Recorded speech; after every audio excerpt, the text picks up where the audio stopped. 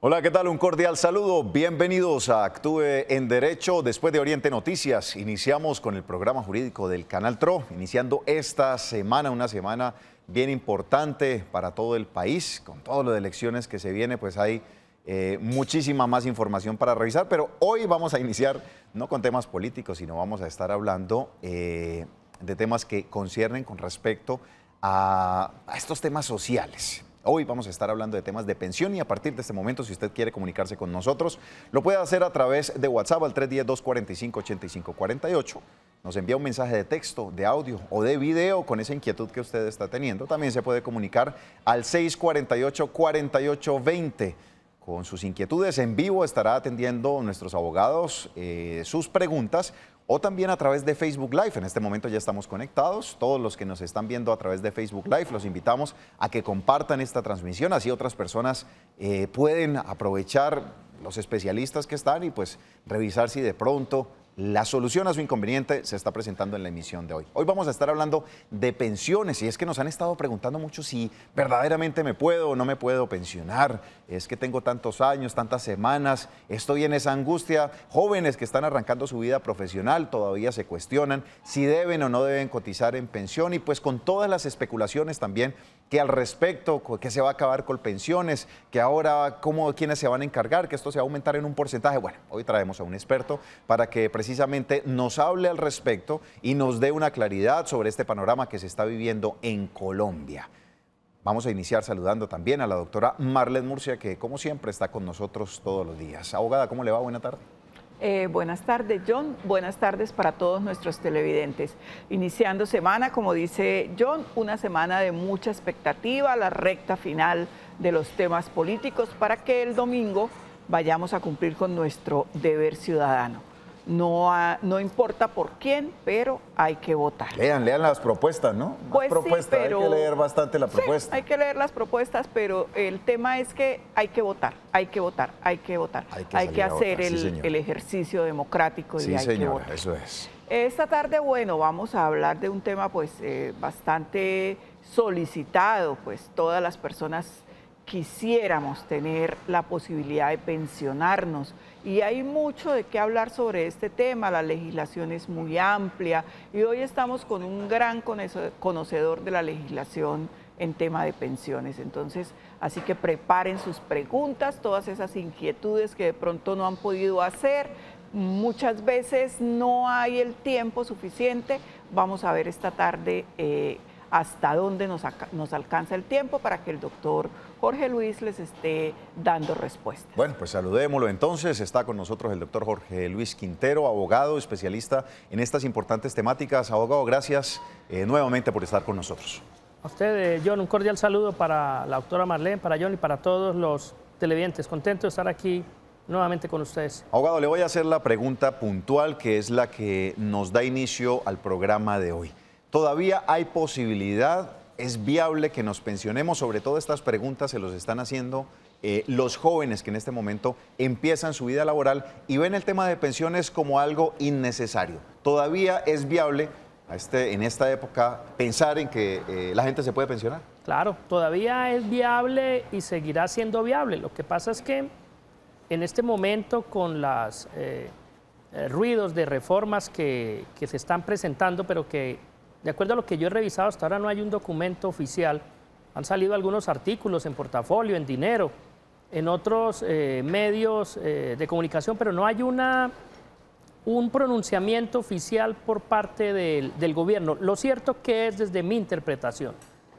Desde el año 1944, cuando se empieza a gestar lo que iba a ser la creación del Instituto de los Seguros Sociales en Colombia, una figura que hacía 50 años, 60 años había nacido en Alemania, sí. Porque recordemos que primero se habló de seguridad privada en los seguros, luego vienen los seguros sociales, luego se empieza a hablar de seguridad social y finalmente se está hablando de sistemas de protección.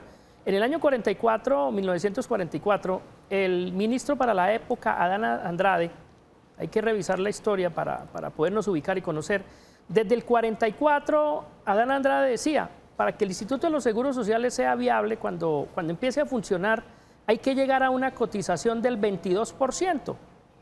En este momento estamos en una cotización mínimo del 16, máximo del 18. Ahora, por regla general, porque sabemos que en las pensiones especiales por actividades de alto riesgo la cotización es del 26%.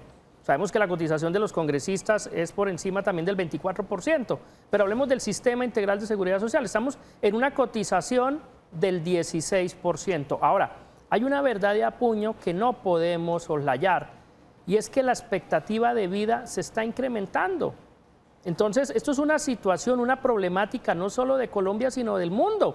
El promedio de vida en Europa, en Japón, en otros estados está entre los 100 años. Esto fue un sistema que por lo menos el colombiano estaba planteado para una expectativa de 70, 75 años. Luego, ¿qué ocurre entonces cuando tenemos unas proyecciones con unas cotizaciones solo del 16% mínimo, máximo del 18%? No se llega al porcentaje que se había proyectado desde hace 75 años. La población supera la expectativa de vida de los 85 años, pues algo lógico tiene que suceder, y es que el dinero no alcanza. Pero ¿qué es lo que hay que tener en cuenta? Los estados han venido avanzando y hay que mirar aquí también los instrumentos internacionales. Colombia tiene unos protocolos, unos tratados ratificados, y en un momento determinado, por ejemplo, estas disposiciones o reformas no pueden ir en contravía del Pacto de los Derechos Económicos, Políticos y Culturales, que sería una de las disposiciones referentes a nivel internacional. Es decir, la globalización no solo se mira desde la parte de los mercados, sino también en amparo a algunos institutos, algunos preceptos y algunas garantías, entre ellas las de la seguridad social. Que hay que tener en cuenta que si se van a presentar reformas, se va a establecer, tendrá que establecerse un régimen de transición. En Colombia los regímenes de transición existen desde el año 68. El decreto 3135, que vino a regular las relaciones de los servidores públicos del orden nacional, empezó a hablar de régimen de transición. La ley 33 del 85 habló de un régimen de transición. La ley 100 de 1900 también estableció un régimen de transición. Entonces, en medio de todo este revuelo, ¿qué es lo que yo interpreto? Personas que están por encima de los 50, 55 años, con más de 15 años de cotizaciones, desde mi interpretación, pueden estar tranquilos, porque se les va a respetar el derecho a que se pensionen hombres con 62 años, mujeres con 57 y 1.300 semanas. Estamos hablando, por supuesto, en el régimen de prima media con prestación definida. Que vaya a desaparecer Colpensiones son especulaciones, pero pues no creo. Si no fue posible en el año 93-94, yo no creo que en este momento histórico, con el Congreso que se tiene, se vaya a llegar a tal reforma. Ahora, máxime, cuando no podemos dar la espalda y sabemos que el régimen de ahorro individual en este momento en Chile está colapsando, se está planteando un cambio, y recordemos, y para los que no conocen, el modelo colombiano fue inspirado en esa reforma chilena, que es donde se empezó a hablar solo de un régimen de ahorro individual. Doc, a ese respecto de la reforma, son muchas las malas interpretaciones. Yo conozco a una persona que está pensionada y me decía, me consultaba, ¿será cierto que si hacen la reforma me van a quitar la pensión? O sea, son cosas que se salen de contexto, no entiendo por qué esa desinformación. Por lo que salen los medios de comunicación y las conversaciones. Ahora, recordemos que una persona que ya cumple requisitos, o en este caso que ya tiene una prestación, estamos hablando de un derecho adquirido. Eso no se lo van a quitar. No se lo van a quitar, y es cierto que puede haber expropiación en materia privada, artículo 58 de la Constitución, pero estamos hablando en razones de obras públicas y demás.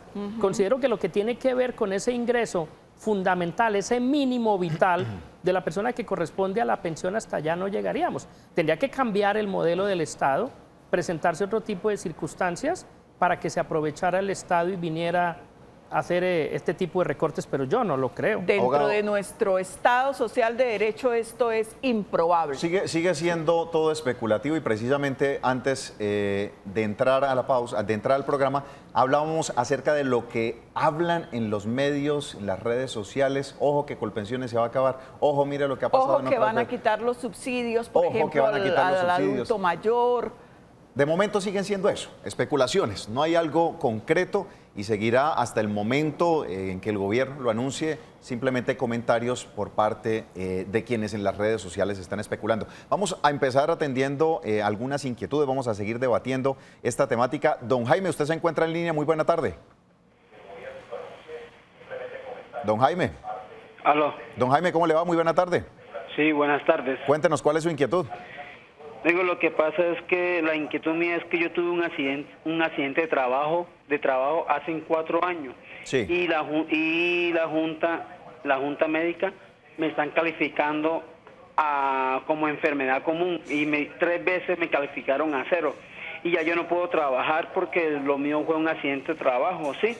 Pero entonces la empresa, por medio de eso, la empresa me echaron, me sacaron del seguro y ya no estoy manejando un seguro. Ahora yo demandé y lo mío está en el juzgado sexto laboral circuito de Bucaramanga, ¿sí? Y Jaime, ¿qué fue lo que le pasó? Está en consulta. Pues, ¿Qué fue lo que le pasó? ¿Qué puedo hacer, señor? ¿Qué fue lo que le pasó? Yo me caí de 4 metros de altura. La empresa se llama Proyectar, ahí en el Hotel Hampton. Ajá, ok. Y yo me lesioné de la columna y del hombro también. Listo. Cuando la empresa me echó, que yo todavía estaba incapacitado, me echaron y me sacaron del seguro, pues a mí, pues la empresa a mí, pues la positiva me calificaron a 0 común. Por ser una enfermedad aparentemente común. Don Jaime, muchas gracias. Abogado, en este caso, pues es evidente un accidente que se presentó y por cuenta de ese accidente, dice nuestro televidente, no debe ser calificado como común. ¿Cómo se llega a darle a una situación como esta es una calificación de enfermedad común y no de riesgo laboral?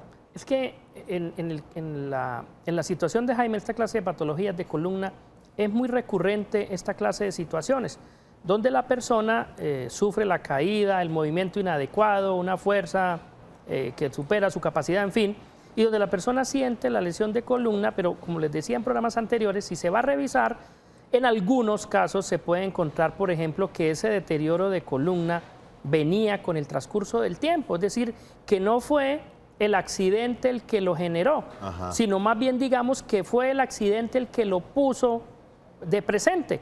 Es decir, una enfermedad que viene gestándose silenciosamente y ese golpe, esa caída, es la que hace que se evidencie. Entonces, yo insisto, en algunos casos hay que revisar y pedir más bien es que se estudie el origen de la enfermedad. Si se logra determinar que esta enfermedad estaba relacionada con el trabajo, pues a la persona se le va a declarar como de origen laboral y los efectos frente al sistema general de riesgos laborales van a ser lo mismo. Es que, si tenemos un ejemplo, no sé si ustedes han tenido la oportunidad de ver un vaso o un plato vencido. Y cuando de pronto él se acaba de caer, viene y tiene una fisura más amplia, pero si ustedes revisan se pueden dar cuenta, por ejemplo, que ese vaso o ese plato tenía una fisura con anterioridad y se puede notar, por ejemplo, por el color. O sea, situaciones que permiten evidenciar que no fue el golpe el que generó esa fisura en su totalidad, sino que ya venía. ¿Don Jaime puede hacer algo en este caso, abogado? Porque claro, es que de todas maneras una caída de un cuarto piso y para luego, pues es un golpe bastante fuerte y decir, listo, lo que usted manifiesta, puede ser que esto haya derivado y despertado una enfermedad que venía sucediendo en el tiempo, pero sigue siendo algo que ocurrió dentro de su labor. ¿Él puede hacer algo en este momento? Sí, él dice que ya adelantó una demanda. Hay que mirar qué demanda. Mira, aquí es fundamental, es mi interpretación. Cuando se van a discutir orígenes de enfermedades o de accidentes, sobre todo cuando tenemos la creencia que es de origen laboral, la clave está en recurrir a un perito versado. Y para esta clase de situaciones, desde mi experiencia, la Facultad de Medicina del Trabajo de la Universidad Nacional. No es cualquier situación la que está en juego, máxime, que sabemos que cuando un accidente o enfermedad se declara como de origen laboral, aquí esta relación que surge entre ARL y trabajador es como los matrimonios antiguos. ¿Cómo es como los matrimonios antiguos? Lo único que los puede separar es la muerte. Es decir, el trabajador puede terminar su vínculo laboral, pero si tenemos un diagnóstico de una enfermedad como de origen laboral, un accidente como de origen laboral, La persona al transcurrir de 10, 15 años, yo he conocido varios casos donde la persona después de 15, 20 años, el porcentaje le alcanza para ser declarado inválido y la ARL tiene que pensionarse. ¿Ese perito lo tiene que pagar don Jaime? Lo tiene que pagar el demandante, claro, lo vive dentro del proceso, pero Sí. si gana el proceso, pues el demandado, el que pierda, va a responder. Pero aquí la clave está en que se haga revisar el dictamen por un médico, por una persona que tenga conocimiento en orígenes de enfermedades, en secuelas de accidente, y ya en el caso de la demanda, la Universidad Nacional. Bueno. Insisto, la ha tenido en varios procesos de perito y son personas expertas, personas neutrales, y si está documentado el proceso con la historia, el análisis de puesto de trabajo también, mire, fundamental que un trabajador esté pendiente del análisis de puesto de trabajo. Muchos análisis de puestos de trabajo se hacen homologados, se hacen en circunstancias diferentes. ¿Y esto a qué conlleva? Que se disminuya ese grado de exposición y que ello permita entonces indicar que si la persona no quedó por encima de los límites establecidos, pues que la enfermedad no corresponde a una enfermedad de origen laboral. Bueno. Abogado, ¿tienen límites las recalificaciones? A mí me recalifican 1, 2, 3 o cuántas veces No hay me un recalifican. vencimiento. No sí. hay límite de acuerdo al artículo 55 del 1352. La pérdida de la capacidad puede ser revisada mínimo cada año. Lo que es el porcentaje, el origen del accidente o el origen de la enfermedad y la fecha de estructuración en algunos casos, una vez queda en firme, si no se puede controvertir. ¿Ello qué significa? Que una persona que le dijeron que su origen era laboral desde hace 3, 4 años, Sí. ya en nuevos procesos o revisiones no se podrá tocar lo que tiene que ver con el origen. O sea, ya quedó ahí, Definitiva. pero le pueden calificar El para porcentaje. saber si le ha Claro. aumentado. Claro. De igual manera, cuando es de origen común, una persona que no sea diligente, le determinen un origen común, deje pasar el tiempo, quede el dictamen en firme, superado los 3 años, porque recordemos que en materia de dictámenes de pérdida de capacidad laboral hay 3 años para demandar. Si no, aquí pues ya va a haber una prescripción. Ahora, estoy hablando dentro del sistema integral de seguridad social. Otro tratamiento es cuando hablamos de miembros de la fuerza pública, donde hay juntas médicas, tribunal médico, donde hay que adelantar es un medio de control de acción y de establecimiento del derecho, y sabemos que estas acciones caducan en 4 meses. Yo estoy hablando aquí de trabajadores independientes, trabajadores del sector privado o servidores públicos que no pertenezcan a un régimen exceptuado y que se les aplique el artículo 41 y siguientes de la Ley 100 en concordancia con el decreto 1507 del 2014 y el decreto 1352 del 2013. Para esta clase de trabajadores estamos hablando de una prescripción de 3 años. Muy bien. Abogado, vamos a responder algunas inquietudes que nos envían desde Facebook. Aprovechamos para saludar a las personas. Están Carlos Ovalle, un saludo especial para Carlos, Graciela González, a Manrique Murillo, a Luzmila Pinilla. Y Graciela nos pregunta lo siguiente, dice: muy buenas tardes, mi pregunta es que trabajé en una empresa durante 14 años y solo me pagaron 9. Yo tengo 61 años y tengo 150 semanas. ¿Yo puedo pagar los años que la empresa me dejó de pagar? Pues la empresa ya se acabó, fue un despido masivo de 60 personas. La empresa dejó de pagarme 210 semanas. Yo sigo pagando en Colpensiones. ¿Qué le decimos a Graciela? No, no es posible que ella lo pague. Cuando se habla de omisión, una cosa es la omisión, otra cosa es la mora. Hay que mirar si efectivamente se presentó omisión o si lo que se presentó fue una mora. Si fue una mora, más práctico para el afiliado porque demuestra dentro del proceso que Colpensiones o el respectivo fondo, perdón, corrijo, no fue diligente y tienen que cargarle estas semanas. Si hay una omisión, tiene que demostrar dentro del proceso que existió esa relación laboral y una vez demostrada, pues van a condenar al empleador, pero en este caso, como ya no existe, desde mi experiencia, no habría lugar a que estas semanas sean convalidadas y no las puede pagar el afiliado, porque si no en este momento imaginémonos todas las personas haciendo pagos de cálculos actuariales, claro, y un cálculo actuarial, por ejemplo, sobre salario mínimo del año 90, 94, unos 2, 3 años, puede costar entre 25 o 30 millones de pesos. Es impagable. No, pero no es tan impagable una persona que de pronto vaya a recibir una pensión de 2 millones de pesos. Durante el en resto 2 de años vida. recupera. Exactamente. Entonces, no. Ajá. El cálculo actuarial es válido reclamarlo, pero será el empleador el que venga a responder dentro de un proceso o voluntariamente. Pero desde Abogado. mi interpretación no lo puede pagar el mismo afiliado. Y si soy independiente y hubo periodos en los que no pagué sin estar desafiliada, ¿puedo ponerme al día o tampoco? Puede ponerse al día y aquí hay una interpretación interesante, doctora Marlene. Recordemos que en Colombia la afiliación de los independientes se vuelve obligatoria a partir de la ley 797, es decir, a partir del 29 de enero del año 2003. En el año 2007 se profiere un decreto reglamentario respecto al pago de intereses de los independientes, si bien estoy el 3082, porque recordemos que la regulación y periodos de pagos de independientes en uno de los decretos del siglo anterior, de la última década de los 90, era el 1406. ¿Y por qué hay que traerlo a colación? Porque el 1406 indicaba en sus artículos 24, 35 y 56 qué pasaba, por ejemplo, cuando un independiente no pagaba a tiempo, cómo ese pago era trasladado para el periodo siguiente. Ya con las reformas de la 797, el decreto 3082, y de hecho la Corte Constitucional tiene una postura interesante en este sentido, y la Corte Suprema de Justicia, Sala de Casación Laboral también. ¿En qué sentido?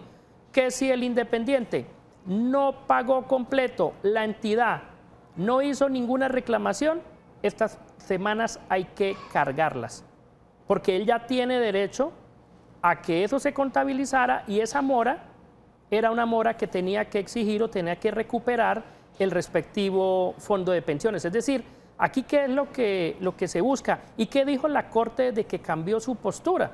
Hasta antes del 22 de julio del año 2008, de esas relaciones triangulares o esas relaciones de dos, decía la Corte, no, es que si la persona no pagó o el empleador no le pagó, el fondo no tiene que responder por nada. Entonces el fondo salía airoso, recibía el dinero como quería, lo manejaba, lo utilizaba, y cuando la persona llegaba a reclamar, no señor, hubo unas moras, usted no tiene derecho a la pensión. La Corte entonces, desde la sentencia 34270, dice no, si el fondo no es diligente y no cobra los recaudos, tiene que contabilizar esas semanas. Eso fue sencillo y práctico para trabajadores dependientes. Y ya con el desarrollo jurisprudencial de la Corte Constitucional y los independientes, desde mi interpretación que realizo de esas sentencias, el independiente después del año 2003, si pagó de manera tarde, puede pagar en cualquier momento con los respectivos intereses y venir a que se le calculen estas semanas. Ahora, aunado a lo siguiente, miren, hay varios independientes que se les coge la historia laboral y uno encuentra que Colpensiones le acredita solo 3 días, 15 días, 10 días, 28 días, y la pregunta es, oiga, ¿y por qué si cuando él pagó en su momento pagó completo? Completo, sí, pues señor. esto es muestra de ¿qué? Que Colpensiones cogió el pago, lo imputó, una parte a intereses, la otra cotización, y entonces ellos mutuo propio terminan concluyendo que la cotización no es de 30 días, sino de 5, 10 o 15. Mire, en días pasados tenía una reclamación de una señora precisamente independiente y estábamos en disputa por 3 semanas. El tribunal vino, aplicó el precedente de la Corte Constitucional, trasladó unas cotizaciones y se reconoció la pensión, porque es que aquí hay personas que tienen su pensión en discusión por 2 semanas, por 3 semanas, por 4, en fin. Entonces, importante conocer cómo opera ese allanamiento a la mora y cuáles son los efectos respecto a independientes, que para mí ya están decantadas las interpretaciones, y cuál es el tratamiento respecto a trabajadores dependientes, hablando de afiliación y no pago completo de aportes. Abogado, vamos a recibir una llamada. La señora Elcida Castellanos está en línea. Doña Elcida, ¿cómo le va? Sí, muy buenas tardes, señor. Muy buenas tardes. ¿Cuál es su inquietud? Mi inquietud es que el 29 de enero del 2017 ¿Sí? yo sufrí un accidente laboral en la empresa, el cual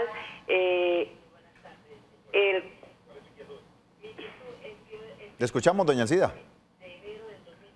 Sí, mira. Doña Elcida, escúchenos por el teléfono, no por el televisor. Sí, bueno, sí, sufrí el accidente laboral. Entonces, ¿qué pasó? Que me operaron, Sí. me valoraron de nuevo la Junta Regional, la calificación nacional, me dieron una calificación de 10.5 y de ahí entonces me volvieron a reubicar en la empresa, me pusieron a trabajar en oficinas y de un momento a otro me mandaron para otro servicio, volví a sufrir otro accidente ahorita el 21 de junio, pero el 18 de julio me cancelaron el contrato, estoy sin trabajo y antes de eso me mandaron a sacarme en una ecografía, el cual me salió se observa líquido en la bursa suprapaletelar y de ahí me salió gonartrosis y la RL me mandó con medicina fisiatra y luego me mandan ahorita con medicina laboral, donde el cual 3 veces me ha valorado ya también el médico laboral y no sabe nada si... ¿Le siguen dando un porcentaje bajo? Sí. Bueno, doña Elcida, vamos a hacer una pequeña pausa. Usted esté muy atento. Al regreso, el abogado le dará la respuesta a propósito de esta situación. Ustedes pueden seguir escribiendo a través de WhatsApp 310-245-8548, a través de Facebook Live y por supuesto a través de la línea 648-4820. Pausa y ya continuamos con más de Actúa en Derecho. Gracias por continuar en sintonía. Seguimos con más de Actúa en Derecho. Abogado, el tema de doña Elcida. ¿Qué le podemos decir? ¿Esto que hicieron con ella estuvo correcto o definitivamente no? Bueno, nos falta información, pero vamos a suponer lo siguiente. Si a Elcida le terminaron el contrato sin causa justificada, tiene derecho a discutir estabilidad laboral reforzada. Si por el contrario estábamos frente a un contrato a término fijo y le manifestaron que no sería prorrogado, porque feneció ya el término que habían pactado ellos de acuerdo al artículo 61, literal C. Si el contrato era por duración de la obra o labor contratada, desde las interpretaciones de la Corte Constitucional, habría una causal objetiva y no podemos decir que el despido fue por la condición de salud. O sea, es fundamental conocer cuál fue el móvil de esa terminación, porque en este momento la carga de la prueba se invirtió desde la postura de la Corte Suprema desde el año 2018, 53 expedientes 53-94, la Corte Constitucional también sacó una postura interesante en la SU 040 del 18, luego hay que conocer cuáles fueron las circunstancias de la terminación de ese contrato para poder determinar si el despido se presume como discriminatorio o si por el contrario lo que operó o medió fue una causal objetiva. Eso frente al vínculo laboral. Frente al accidente, pues a ella le corresponde pedir la calificación, pedir que las calificaciones se hagan integrales. Miren, la experiencia, en algunos casos que he conocido, a las personas no las califican de manera integral. Las juntas, algunas juntas tampoco están cumpliendo las calificaciones integrales y entonces encontramos personas con una pérdida de capacidad laboral, por decir algo, de origen laboral del 25% y unas pérdidas de origen común del 28%. Por supuesto que estas sumatorias no se hacen aritméticamente, pero sí, cuando se califica a una persona de manera integral, la persona puede lograr el 50% o más para tener derecho a una pensión de invalidez. Ahora, ¿qué sucede? Lo que pasa es que en Colombia no hay calificaciones mixtas. O se indica que la invalidez es de origen común o que es de origen laboral, pero si se revisa, el decreto 1352 vino a incorporar lo que la Corte empezó a enseñar, la Corte Constitucional desde la sentencia C425, donde la Corte dice, los seres humanos son seres holísticos, integrados, ¿cómo los vamos a calificar o los vamos a valorar por partes, como si fueran una máquina? Y el 1352 específicamente en su artículo 52 señala el derecho que tiene la persona para ser calificado de manera integral. Bueno, esto para el caso de doña Elcida. Tenemos en línea a Jorge Duarte. Jorge, ¿cómo le va? Buena tarde. Bueno, buenas tardes. Muchas gracias por su programa. A usted, don Jorge, por estar en sintonía. ¿Cuál es su inquietud? La pregunta mía es la siguiente, es si de pronto tengo derecho. Lo que pasa es que la ley 100... Buenas tardes. Hágame un favor. Es para una consulta con el doctor y muchas gracias a ustedes. Le escuchamos, don Jorge. Es que la ley 100 de 1991 dice que las personas en 1994, los que tuvieran 750 semanas, aló. Le escuchamos, don Jorge. Es que la ley 100 de 1991 dice que las personas que tuvieran 750 semanas o la edad a 1994 salía pensionada en transición a los 55 años. Sí. A ver si de pronto tengo derecho yo o no. Yo en ese tiempo, en el 94, llenaba el requisito de las semanas, pero no la edad. Muy bien. Don Jorge, muchas gracias por su inquietud. Abogado, ¿qué puede decirle al respecto? Bueno, recordemos que cuando entra a regir la Ley 100 venían varias disposiciones que eran aplicables. La Ley 33 del 85 para servidores públicos que exigía 55 años de edad a los hombres, a las mujeres, 20 años de servicio continuos o discontinuos para poder ser pensionado. Y a las personas que se les aplicaba, voy a mencionar tan solo dos, ¿no? A las personas que se les aplicaban los acuerdos del Instituto de los Seguros Sociales. El vigente al año 94 era el decreto 758 del 90, pero esta disposición para trabajadores hombres exigía mínimo una edad de 60 años. Entonces, ¿qué pudo ocurrir? Un hombre pudo ingresar al régimen de transición al 1 de abril del año 94, tener 15 años de servicio, no 750 semanas. De 750 semanas habló el acto legislativo 001 de 2005. La ley 100 en su artículo 36 habla de 15 años. Esto equivale aproximadamente a 771.48 semanas. Si en el caso de los hombres, al 31 de diciembre del 2014, que le era aplicable el decreto 758, no acreditó los 60 años de edad, a pesar de que ingresó al régimen de transición, perdió sus efectos a partir del 31 de diciembre del 2014. Caso contrario, un hombre que hubiese entrado en transición con las 771.48 semanas, venía como servidor público y antes del 31 de julio del 31 de diciembre, perdón, del 2014, acredita los 55 años y los 20 años de servicio continuos o discontinuos. Porque recordemos que el régimen de transición habla de una expectativa legítima, próxima a consolidarse, pero no se está hablando de un derecho adquirido. En algunos casos a veces se interpreta y se confunde. Claro, la misma Corte Constitucional en la sentencia C-168 del 96, si estoy bien, precisamente cuando viene a hablar pareciera que estuviera indicando que las personas de régimen de transición tenían unos derechos adquiridos cuando no es así. Para hablar de un derecho adquirido, la persona tiene que acreditar los dos presupuestos, semanas y edad. Si dentro del término señalado no alcanza sino a cumplir uno solo, se quedó con una mera expectativa legítima, por supuesto porque fue beneficiario del régimen de transición. El que no es beneficiario de un régimen de transición tiene una mera expectativa. Por eso la ley no le respeta nada y él tiene que someterse a las nuevas reglas. Muy bien, perfecto. Abogado, vamos a responder varias inquietudes que tenemos a través de WhatsApp y nuestros amigos de Facebook. Nos dicen, mi consulta es la siguiente, ¿debo seguir cotizando para pensión? Tengo 57 años, trabajé 35 años y hace 20 días me retiré por un arreglo voluntario. Muchas gracias. Si esta persona va a continuar recibiendo ingresos como independiente, recordemos que es cotizante obligatorio.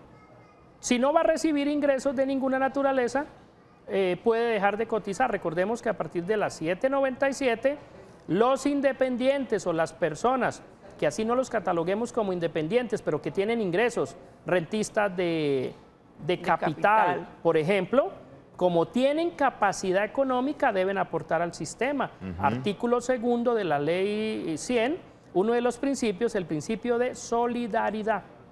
A mayor capacidad de ingresos, mayor posibilidad de pagos al sistema. Que es lo que ahora está revisando la UGPP, que si usted tiene ingresos, usted debe cotizar, así necesariamente no tenga una relación laboral o no esté trabajando como independiente. Pero en el caso de los rentistas de capital, por ejemplo, deben cotizar al sistema y la UGPP está revisando esos temas. Por ejemplo, la persona que venda un inmueble y tenga una ganancia ocasional, le corresponde también cotizar. Exacto. Bueno. Vamos a revisar, las cámaras de Actúa en Derecho estuvieron también recorriendo la ciudad y algunas personas se nos acercan para hacer unas inquietudes. Escuchemos. Buenas tardes, señores jurídicos, señores abogados. Mi caso es corto y sencillo.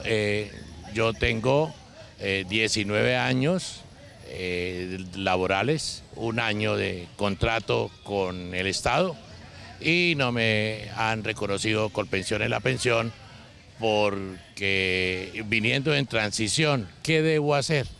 Porque yo vengo en transición y no me la han reconocido Colpensiones la pensión. ¿Qué le contestamos, abogado? No, yo interpreto, aunque no hay suficiente información, es que pudo ingresar al régimen de transición, sin embargo no alcanzó a cumplir con los 2 presupuestos antes del 31 de diciembre del año 2014. Insisto, la persona pudo ingresar al régimen de transición, pero tenía un plazo para cumplir con los 2 requisitos. Y si no los cumple, queda desamparado ya y viene en aplicación de la ley ya general, de la 797. Ya hoy no puede decir estoy en régimen de transición. Sí, hay personas que están en este momento en régimen de transición, incluso cuando hay semanas en mora, omisión. Por ejemplo, en este momento, algo que está siendo recurrente y es que aquellas personas que hubiesen trabajado con empleadores que tenían a su cargo el reconocimiento de las pensiones, que no les pudieron cotizar porque, por ejemplo, en algunos municipios el instituto no había llamado a inscripciones, las personas tienen derecho a convalidar este tiempo. Se están presentando demandas contra Bianca, contra bancos, por ejemplo, de personas que prestaron el servicio del año 75 al 78 en San Alberto, por ejemplo, donde no había inscripción. Pero como ya la jurisprudencia de la Corte Suprema y la de la Corte Constitucional se unificó, la persona tiene derecho a reclamar en cualquier momento este cálculo actuarial. Yo tuve un proceso de una señora que trabajó en una entidad en el año 58 y nos faltaban unas semanas y condenaron las entidades. ¿Y qué les quiero mostrar? En el año 58 no existía el Instituto de los Seguros Sociales. Recordemos que existía y tenía cobertura en materia de salud y en materia de riesgos todavía no, porque inició en el 63. Y en materia de pensiones inició la cobertura en el país a partir de enero de 1967. ¿Pero qué dicen las Cortes? Como el empleador tenía a su cargo el reconocimiento de la pensión, tiene que pagar el respectivo cálculo actuarial y estas semanas deben ser contabilizadas. Muy bien, vamos a escuchar al señor Alirio, que se encuentra en línea, marcó el 648-4820. Don Alirio, ¿cómo le va? Buena tarde. Buena tarde, doctor. Cuéntenos, ¿cuál es su inquietud? Doctor, lo que pasa es que yo tengo una inquietud, yo soy víctima directa de conflicto armado. Lo que pasa es que la Junta Regional de Calificación, están mis papeles represados en Bogotá, porque el Ministerio de Trabajo, donde tienen mis papeles de ayuda humanitaria mía, porque yo tengo una discapacidad de unas lesiones en la cabeza, unas balas del conflicto armado. Sí. Resulta que mis papeles están en el Ministerio de Trabajo, Colpensiones lo mando para el Ministerio de Trabajo, ya llevo 5 años esperando eso, y hace 4 que estoy esperando los papeles del Ministerio de Trabajo donde están mis papeles. Okay. Entonces mis papeles están represados. Resulta que ya me calificó la Junta Regional de Calificación, pero entonces resulta que ahora, el 26 de mayo me calificaron, pero entonces resulta que ahora la Junta Regional dice que yo no tengo acceso a la copia del examen. Muy bien. ¿Cuál es su pregunta puntual? A ver si yo tengo derecho a mi examen de calificación de la Junta Regional. Bueno, muchísimas gracias por su inquietud. Abogado, ¿qué le decimos? Claro, tiene derecho a poder conocer el expediente. ¿Le tienen retenidos los documentos? Eso no es legal. No, lo que pasa es que estas pensiones son unas pensiones especiales, que incluso las vino a recoger la ley 1448. Yo estaba pensando ahorita la norma anterior, pero se me escapa en este momento. De estas personas que, como consecuencia del conflicto interno, si llegan a ser declaradas inválidas, se les reconoce la pensión y eso se tramita pues a través del ministerio. Hay un tratamiento especial porque vamos a encontrar varias personas que no están afiliadas dentro del sistema. Entonces hay un tratamiento, hay una participación compleja entre ministerio y demás entidades para que hagan el reconocimiento. ¿Y todo este tiempo que lleva esperando respuesta? Si vino a hacer la reclamación como corresponde, tiene derecho al retroactivo. Lo que hay es que conocer que efectivamente lo calificaron con un porcentaje mínimo del 50% y que corresponde a una secuela del conflicto interno para que pueda ser beneficiario de estas pensiones, que es de las pensiones que no requiere de semanas. Okay. Yo la llamaría otra pensión graciosa como la que tuvieron los docentes en alguna oportunidad. Okay. Pero en cualquier circunstancia, abogado, él tiene derecho a conocer su historia. El expediente, claro, y su calificación, ¿cierto? Sí, él tiene derecho a que le entreguen copia íntegra del expediente. Bueno, Abogado, vamos a escuchar otro mensaje. Nos dicen lo siguiente. Mi hijo murió hace 30 años y desde entonces soy beneficiaria de los servicios médicos de Ecopetrol. El beneficio educativo le quedó a los 2 hijos, los cuales ya son mayores de edad, y la pensión era repartida entre las 2 compañeras sentimentales. Pero uno de los 2 hijos fue declarado interdicto, lo cual durante años recibió ese dinero mensualmente y este año falleció.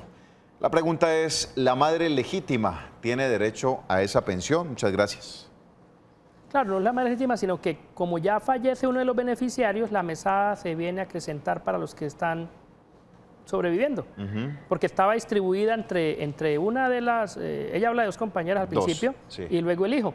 Si ya había salido una de ellas, si estaba entre ella y el hijo, se ajustan los porcentajes. O si la persona que en este momento sobrevive no es la madre de esta persona, si él ya no está, tiene derecho a que su mesada sea acrecentada. Ahora, hay situaciones en las cuales por lo menos los reglamentos del Instituto de los Seguros Sociales sí no permitían que una mesada se acrecentara.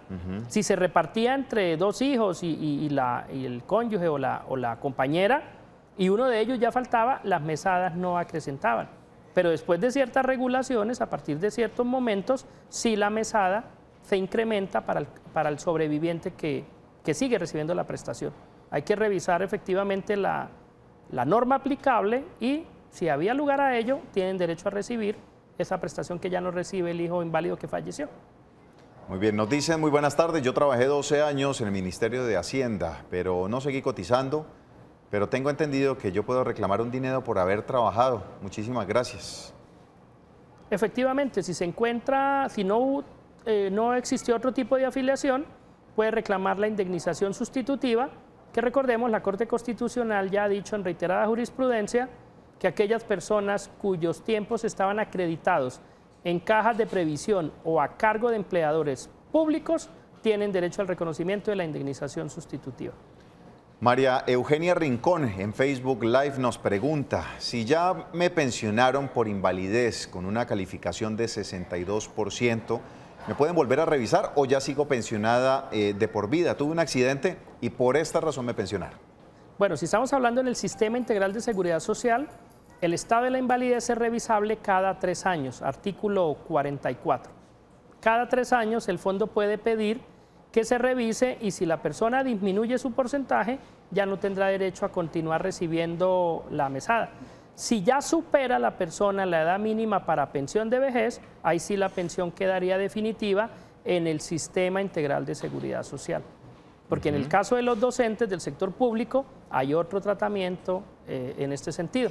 Sistema integral, por regla general, cada 3 años, llegada a la edad mínima, la persona queda con la pensión definitiva. Ok. Marta Orozco también desde Facebook Live nos dice, yo estoy pensionada por invalidez. ¿Pasa algo si no voto este 27 de octubre? No, no pasa nada. Teníamos que pasarle, es una ciudadana preocupada por su participación democrática. Es que mire, es lo que le digo, abogado, yo no sé de dónde está saliendo el infundio, porque no tiene otro nombre, de que con la nueva reforma pensional, que si usted no hace esto, que se la quitan, que no sé qué. Tal vez ese es el rumor que le ha llegado a doña pero Marta. ¿sabe quién suelta esos rumores? Algunos infortunados de las campañas y estratégicas que dicen, acuérdese que usted tiene que salir a votar. Si usted es pensionado y no vota, pierde la pensión. Sí, mientras que se genera eso. Mientras que en Colombia el voto no sea obligatorio, no va a pasar nada. No tiene inconveniente. No. Lo único que puede pasar es que si aquellos ciudadanos con proyección no salen a elegir, pues los pocos que eligen nos pueden poner los mismos gobernantes de siempre. Eso sí va a pasar. Señor. Entonces, bueno, y eso es tema de otro programa. Bueno, vamos a darle. Sea política pagada. Vamos a darle no, pero paso. no vamos a hablar de candidatos ni nada. No. Vamos a hablar vamos a darle paso a doña Flor, que se encuentra en línea. Doña Flor, ¿cómo le va? Buenas tardes. Muy buenas tardes. ¿Cómo le podemos ayudar? Para felicitarles por el programa y para que me hagan el foro y me digan, tengo más de 180 días de incapacidad por psiquiatría y ya la EPS no me paga más, entonces me dicen que tengo que ir a Colpensiones, pero en Colpensiones me dicen que tengo que llevar el concepto de médico que me la dio y el concepto de medicina laboral, que si es desfavorable no se la cancelan, o está en la obligación Colpensiones de cancelarla si es medicina laboral desfavorable. Bueno, muchísimas gracias. ¿Tiene o no tiene la responsabilidad? Sí, si el concepto sea favorable o desfavorable, ella no puede quedar sin reconocimiento de prestación económica. le corresponde a Colpensiones, ella lo mencionó, ¿no? Y si en un momento determinado es declarada inválida, pues Colpensiones va a descontar del pago del retroactivo el pago que ella recibió de incapacidad. Recordemos que con la 1753, incluso después del día 540, la persona tiene derecho a continuar recibiendo pago de incapacidades, de acuerdo al artículo 67. Entonces, en estos casos estaba la discusión, no, es que tiene concepto no favorable, no, tiene derecho a que le continúen pagando.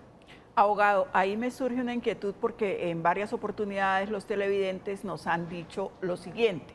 El caso de la señora, los 180 días, pero no le dan el concepto. Entonces, ¿hay alguna manera de presionar? Claro, hay una ¿Esto sanción. es automático? ¿Qué podrían hacer esas personas? El artículo 41, reformado varias veces, entre estas por la última disposición, dice que cuando el 019 fue la última modificación del 2012, cuando la entidad promotora de salud no cumple con emitir el respectivo concepto al día 120 y no lo notifica al Fondo de Pensiones entre el 120 y el 150, la entidad promotora de salud tiene que seguir pagando la incapacidad hasta que se cumpla con este procedimiento. Si por el contrario la entidad promotora de salud emitió el concepto favorable, bueno, si es favorable, el fondo sigue pagando. Ajá. Si no es favorable, el fondo también tendrá que seguir pagando y la persona debe ser calificada. De acuerdo a lo que ha decantado la Corte, sea favorable o sea desfavorable, la persona no puede quedar desamparada después del día 180. Sí, debe porque definirse su situación. Hemos tenido ese caso y les han suspendido el pago. Sí. Les han suspendido el pago y no les dan Eso se el resuelve concepto con una acción de tutela. Con una acción de tutela. Sí. Bueno, esa fue mi recomendación, porque tienen derecho al mínimo vital. Nos dice doña Elba Moreno en Facebook Live, una pregunta, si tengo un accidente pero no es laboral y pierdo la capacidad para trabajar, ¿se puede generar pensión por invalidez? Si está cotizando al Sistema General de Pensiones, sí. Si está cotizando al Sistema Sí, General de a un Pensiones. fondo de pensiones.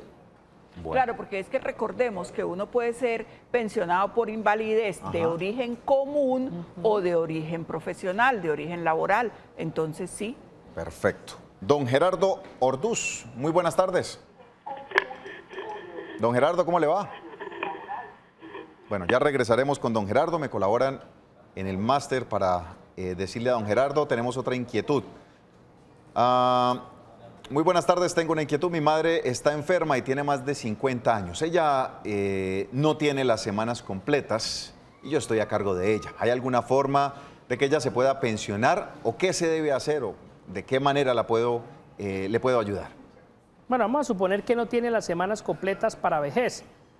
Sin embargo, si está cotizando y es calificada y esta calificación le da un porcentaje mínimo del 50%, podrá tener derecho a una pensión de invalidez de origen común, como lo decía la doctora Marlene hace un momento. Ok, perfecto. Ya está la llamada de don Gerardo. Don Gerardo, ¿cómo le va? Buena tarde. Don Gerardo. Bueno, ya hablaremos nuevamente con don Gerardo. Por ahora vamos a hacer una pequeña pausa y regresaremos con unas inquietudes adicionales aquí en Actúa en Derecho. Continuamos en Actúa en Derecho, vamos a intentar nuevamente con don Gerardo. Don Gerardo, ¿cómo le va? Muy buenas tardes, ¿cómo me le va? Ah, qué bueno escucharlo. Cuéntenos, ¿cuál es su inquietud? Dos preguntitas. ¿Cuáles? Una para decirle sobre unas semanas cotizadas que me sobraron a mí, Sí. mi pensión. Sí. Es sobre unas semanas que tengo cotizadas que me quedaron pendientes allá en la pensión. Son 1.180 semanas. ¿Qué posibilidad tengo de reclamar o que me arreglen la pensión o qué pasos tengo que dar? No le entendí. O sea, ¿le sobran esas semanas? Sí. Dice que le sobraron 1.180. ¿Cotizó 1.180 más? Cotició sí. Le sobraron parece. 1.180. Uy, Le sobraron. muchísimas, o sea, le sobraron. Y usted quiere saber si le devuelven. Listo, esa es la primera. La segunda pregunta, ¿cuál es? La segunda es ¿qué pasa si es vigente el asunto de la pensión del sobreviviente que la van a abolir para el año entrante? Listo. Don Gerardo, gracias por sus inquietudes. Abogado, ¿sobran estas semanas? ¿Se pueden convertir en algo? No. ¿En dinero? Definitivamente no. No, la persona tiene derecho, si estamos en el régimen de prima media con prestación definida, a que todas las semanas sean tenidas en cuenta para lograr el porcentaje máximo que la ley señale. Si estamos hablando de ley 797, podrá lograr máximo el 80%. Si ya hechos los cálculos respectivos, siguieron sobrando semanas, esto es un fondo común y no hay lugar a devoluciones. Y la pensión de sobrevivientes, pues que yo conozca, no hay ninguna Siguen reforma. las especulaciones. Sí, no, claro que Se está hablando mucho Sí, en este momento en redes sociales. Vea, esperen. Desinformando. Sí, esperemos un poco. Busque medios o fuentes verdaderamente fiables, creíbles. El gobierno hasta ahora no ha dicho nada al respecto y pues todo termina siendo especulación en redes sociales, en WhatsApp y mensajes de cadenas que definitivamente no generan un buen ambiente. Tenemos otro mensaje, dice: abogado, buenas tardes, tengo 50 años y he cotizado 490 semanas. ¿Es verdad que uno se puede pensionar con media pensión? Y si no, ¿cómo hago para sacar el dinero que tengo? Porque me dicen que no puedo sacarlo hasta que no cumpla esa edad de pensión. Muchísimas gracias. No hay medias pensiones, no existen medias pensiones en este momento con el sistema integral, no. Y efectivamente no puede retirar hasta que llegue a los 57 años si es mujer o 62 si es hombre. Pero la invitación es para que continúe cotizando porque no está exento de una contingencia derivada de la invalidez. Nos dicen lo siguiente, abogado, tengo una inquietud, me van a pensionar por enfermedad profesional. ¿Debo firmar la calificación y si no estoy de acuerdo con la misma, qué debo hacer? Si no está de acuerdo con la calificación, puede interponer un recurso de inconformidad frente a ese dictamen que es proferido en primera oportunidad.